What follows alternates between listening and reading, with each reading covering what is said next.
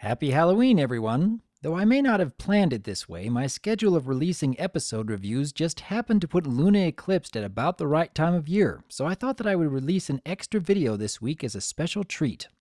What can I say about Princess Luna that hasn't already been said? She has become such a fan favorite among the community, despite having so much less screen time than most of the other characters. And I can certainly understand why. A lot of people can relate to a character that often feels neglected, being overshadowed by others close to them. That feeling of wanting to fit in despite having less than ideal social skills. I'm glad that the writers chose to give Princess Luna this kind of story, as it really fits so well with her character. As the episode begins, we see Spike dressed up as a dragon. You'd think that he might have been able to come up with something a little more creative. I mean, that's just like having a pony dress up as a slightly different colored pony. At least with Twilight, we get something that looks rather impressive. I've mentioned before about how much potential there is to have Star Swirl the Bearded make an appearance in MLP, and this is the episode where we first get to learn about him. And it does make for a good running gag that most everyone else doesn't seem to recognize Twilight's costume, despite the fact that she put so much work into it. We get introduced to Pipsqueak, who aside from acting cute and innocent, also provides a means for the audience to better understand what Nightmare Night is all about. But really, what Halloween-themed episode would be complete without the many various costumes to enjoy? That's really one of the strengths of this episode, looking at all the creative costumes the animators can come up with here. We get some ecstatic behavior from Pinky, some pranking from Rainbow, as well as another enjoyable appearance from Derpy. But what really stands out in the first part of this episode is the appearance of Zecora. Watching her tell the tale of Nightmare Moon, I have to wonder whether Zecora herself grew up taking part in Nightmare Night.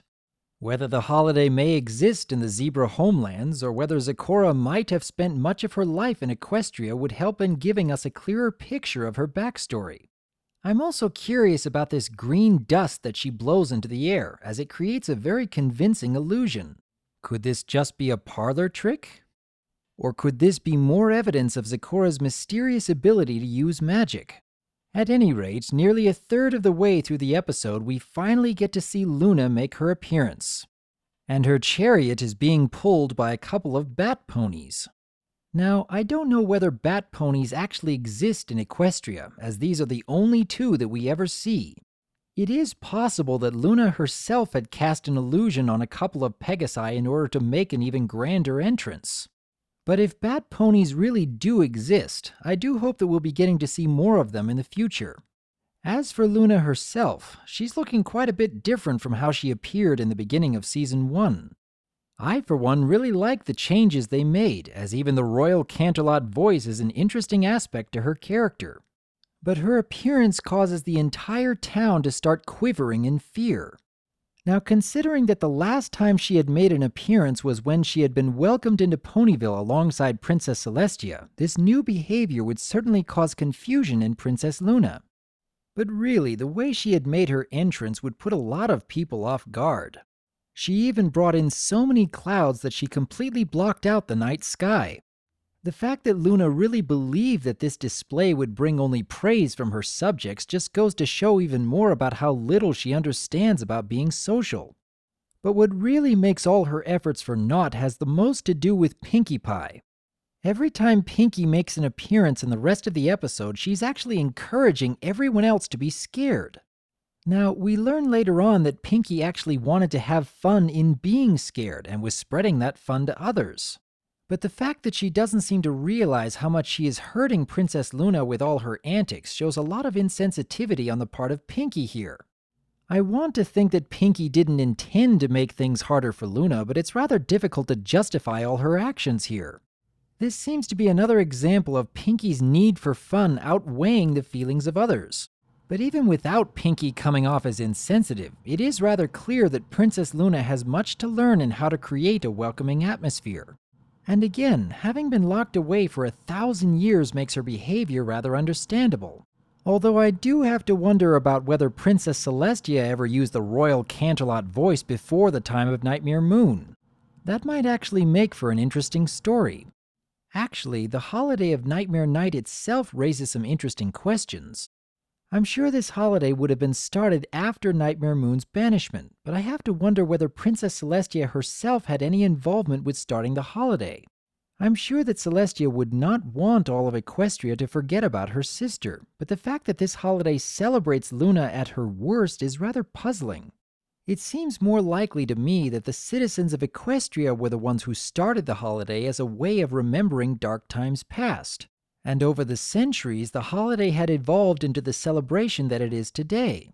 And while I don't believe that Celestia had anything to do with how the holiday began, I do believe that she would have decided not to abolish it. As much as it would have pained her to be reminded of her sister's dark times, she would still want others to remember times past. Even though the holiday is not celebrating the goodness of Luna, I think it would have been far worse to forget about her entirely. Those are just my thoughts, though. Throughout the next couple of scenes, Luna is slowly learning about how to properly open up to others through small and simple ways. We get some more adorable moments with Fluttershy, as well as Applejack teaching Luna about letting loose and having fun. Now, the fact that Luna doesn't seem to have any idea on what fun is makes me more than just a little curious. Did Luna ever have a childhood? Was she ever given the opportunity to play and just be herself? Or has it just been so long that Luna has completely forgotten about her childhood entirely? In either case, that is rather tragic when you think about it. I'm also noticing that Luna has a bit of a short temper, as it becomes rather difficult to try and reason with her when things start to go awry. It also seems rather difficult for her to trust in others, even when they are reaching out to her. This behavior also shows up later on during the Crystal Empire episodes, as Luna is questioning Celestia about whether Twilight is up to the task. And she even gives Twilight a look of doubt later on in that same episode. But even with her temper and her distrust, Luna is still a very sympathetic character. I've mentioned before about how so many fans relate to her, and I have to admit I know that feeling of not understanding how to connect with others. And oftentimes I wish that I did have others to help me figure out how to be less awkward. And that's really the strength of the lesson in this episode. Out of all the lessons that have to do with friendship, Luna Eclipsed really stands out. One of the greatest things you can do with friendship is helping others to achieve that same gift. So this lesson really hits home for me, and I'd be willing to bet that it hits home with a lot of others as well. And that's one of the biggest reasons why this episode, and Princess Luna in particular, resonates with so many fans. I have to say that I actually did enjoy this episode a little more than I thought I would. Though there are times when Pinkie is being insensitive, I do enjoy her antics throughout the story. Like, did anyone else notice that she actually leaves an egg when she runs away scared? It's little clever bits like that that really help me to appreciate what the MLP staff put into these episodes. In the meantime, though, I would like to hear from each of you. Do you feel that Princess Luna is a relatable character? Do you have any new thoughts about her childhood, or perhaps lack thereof? Do you have any ideas on any future episodes that could involve Luna? I would like to hear your thoughts about Luna Eclipsed, and here's to hoping that we can see more backstory on the princesses in the future. I am DRWolf, and I look forward to hearing from you.